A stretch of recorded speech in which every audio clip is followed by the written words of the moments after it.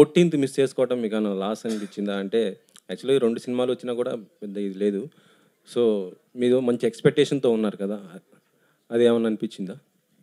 అంటే ఆ 2 సినిమాల గురించి నేను మాట్లాడాను సార్. బికాజ్ అదర్ ఫిల్మ్స్ గురించి. బట్ 14థ్ ఒకవేళ నిజంగా అనుకున్నట్టు వర్క్స్ అన్నీ అయిపోయుంటే 14థ్ వద్దామన్నదే ప్లాన్ సార్. అంటే లవ్ సినిమా బావుంటది 14థ్ కని. ఎక్కడో హర్రీ అవుతున్నామని మాకే ఆ ఫీలింగ్ కలిగింది సార్.